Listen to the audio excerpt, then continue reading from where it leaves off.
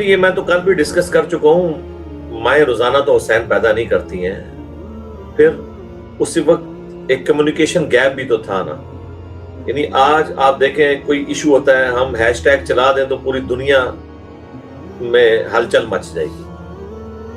میں اکیلا بندہ یہاں بیٹھ کے پوری دنیا سے بات کر سکتا ہوں، لیکن اس زمانے میں تو آپ سوچ نہیں سکتے ساتھ والے گاؤں میں کیا ہو رہا ہے وہ بھی نہیں پتا ہوتا تھا. آج دنیا کے کسی گاؤں میں کوئی ایکٹیویٹی ہو جائے تو ہمیں پاکستان میں بیٹھے ہوئے ریئل ٹائم پتہ چل جاتا. تو اس لیے وہ چیزوں کا آئیڈیا بھی نہیں تھا. دوسرا ظاہر ہے کہ یہ موت کا سفر تھا، سب لوگ تو اس طریقے سے تیار نہیں ہوتے. تیسرا یہ ہوا بھی حادثاتی طور پہ، امام حسین علیہ السلام کو جنگ لڑنے تو گئے نہیں تھے وہاں پہ، ورنہ اپنے بیوی بچوں کو تو ساتھ نہ لے کے جاتے. بیسیکلی وہ کوفہ شفٹ ہو رہے تھے وہاں سے ایک پولیٹیکل سٹرگل کو لانچ کرنے کے لیے، لیکن وہاں تک پہنچنے سے پہلے ہی ان کے اوپر جنگ مسلط کر دی گئی. وہ تو بیسیکلی وہاں پہ ہجرت کر کے شفٹ ہو رہے تھے کہ چونکہ حضرت علی کے چاہنے والے کوفہ میں موجود تھے. 5 سال مولا علی وہاں پہ خلیفہ راشد کے طور پہ رہے، تو شیعان علی کا گڑھ تھا کوفہ.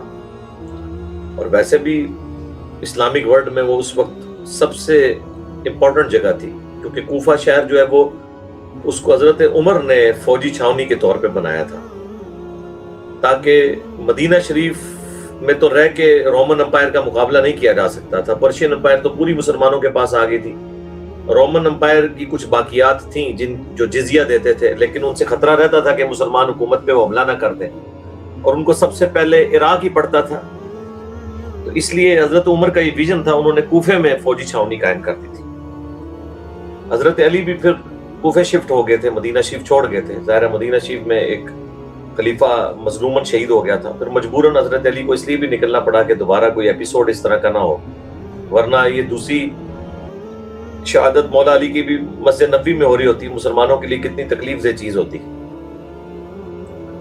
پہلے 2 خلفاء تو یہاں شہید ہو چکے، سیدنا عمر اور سیدنا عثمان رضی اللہ عنہما علیہم السلام. اور پھر چونکہ حضرت عائشہ اور طلحہ اور زبیر بھی جو ہے وہ نکل پڑے تھے، بصرہ سے روانہ ہوئے اور کوفہ میں جا کے انہوں نے اہل کوفہ کے خلاف جنگ کرنے کا ارادہ وہ رکھتے تھے کہ چونکہ یہاں سے حضرت عثمان کے مخالفین شروع ہوئے. لیکن یہ تو حقیقت ہے کہ کوفے کا جو گورنر تھا ولید بن عقبہ، جو حضرت عثمان کا بھائی تھا، اس نے شراب پی کے نماز پڑھائی تھی. صحیح مسلم میں آتا ہے تفصیل کے ساتھ، بخاری میں بھی حضرت عثمان کے چیپٹر موجود ہیں. تو بعد میں کوڑے لگوائے گئے اسے. تو مسلمانوں کے دل میں نفرت تھی حضرت عثمان کے گورنروں کے لیے، اور حضرت عثمان کی گورنمنٹ اسی دن کمزور ہوگی جب انہوں نے ولید بن عقبہ کو کوفہ کے لوگوں نے خود معزول کر کے نکال دیا وہاں سے، اور ابو موسیٰ اشعری کو وہاں پہ گورنر نامزد کر دیا. اب ظاہر خلیفہ وقت کے لیے تو یہ بڑی عجیب چیز تھی کہ ان کی اجازت کے بغیر اس طرح کا کام ہو گیا، لیکن ریونج ہی اتنا تھا. تو اس لیے کلپریٹ سمجھتے تھے اہل کوفہ کو وہ لوگ جو حضرت عثمان کے خون کا بدلہ لینا چاہتے تھے. تو حضرت علی سے آگے بجائے وہ ڈیمانڈ کرتے مدینہ شریف میں. دیکھیں آج پرائم منسٹر سے کوئی چیز ڈیمانڈ کرنی ہوتی ہے تو اسلام آباد میں دھرنا دیا جاتا ہے نا، جہاں پرائم منسٹر بیٹھے ہوئے. لیکن انہوں نے بجائے مدینہ شریف آنے کے انہوں نے فوج تیار کر کے ٹریڈ قانون کو ہاتھ میں لینے کی کوشش کی. وہ تو پھر سورۃ الحجرات میں واضح ہے کہ ریٹ آف دی گورنمنٹ تو قائم ہوگی. جب مسلمانوں کا کوئی گروہ باغی ہو تو قتال کرو. حضرت علی نے پھر قتال کیا. کوفے کے لوگوں پہ اس وقت وہ گورنر تھے ابو موسیٰ اشعری کے، جو ان کو کہہ رہے تھے ہم نیوٹرل رہیں گے، جنگ میں حصہ نہیں لیں گے. حضرت علی نے پھر عمار بن یاسر اور حضرت حسن کو بھیجا. بخاری میں ان کا خطبہ موجود ہے کہ لوگوں، ایک طرف عائشہ ہیں جو دنیا اور آخرت میں تمہارے نبی کی بیوی ہیں، یہ صحیح بخاری کے الفاظ ہیں.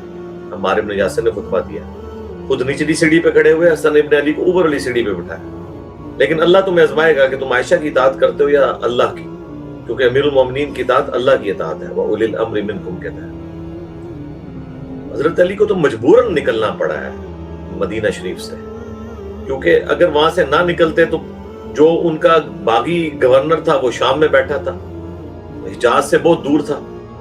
تو کوفے میں بیٹھ کے اس کی حرکتوں کو بھی کاؤنٹر کیا جا سکتا تھا. اور دوسرا جو لوگ کوفے پہنچے ہوئے تھے خود ریٹ آف دی گورنمنٹ کو چیلنج کرنے کے لیے اور حکومت کے یعنی قوانین کو اپنے ہاتھوں میں لینے کے لیے، ان کو بھی کرنا تھا.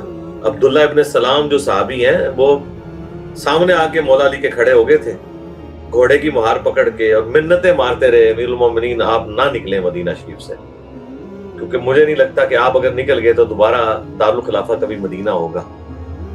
لوگ یہ روایت تو بیان کرتے ہیں لیکن یہ نہیں دیکھتے کہ آپ نے حضرت علی کو مدینے میں رہنے نہیں دیا، مجبور کیا ہے، آپ نے علی کو مجبور کیا نکلنے پہ، اور اس کے بعد ان کے بیٹے حسین ابن علی کو مجبور کیا کہ حج کے دنوں میں زبردستی بیعت لینے کی کوشش کی تو وہ مدینہ سے مکہ اور پھر مکہ سے کوفے کی طرف روانہ ہوئے۔ تو تصویر کا ایک رخ تو بتایا جاتا ہے، دوسری مجبوریاں نہیں بتائی جاتی ہیں۔ بہرحال مولا علی کے وہاں شفٹ ہونے کی وجہ سے یہ ہو گیا کہ پھر دنیا میں مسلمانوں کے علم کے اعتبار سے دو مرکز بن گئے، ایک مدینہ اور دوسرا کوفہ۔ یہ ساری کی ساری جو بہاریں آپ کو کوفہ میں اتنے بڑے بڑے اسکالرز نظر آتے ہیں، صحابہ میں بھی عبداللہ ابن مسعود، عمار ابن یاسر اور باقی لوگ، اور ان کے شاگرد آگے سے تابعین، تبع تابعین، اور بعد میں امام حنیفہ رحمہ اللہ اور باقی لوگ، یہ سب کی سب بہاریں مولا علی کی وہاں جانے سے ہوئی۔ تو یہ سارے کا سارا سیناریو تھا۔ جی نیکسٹ۔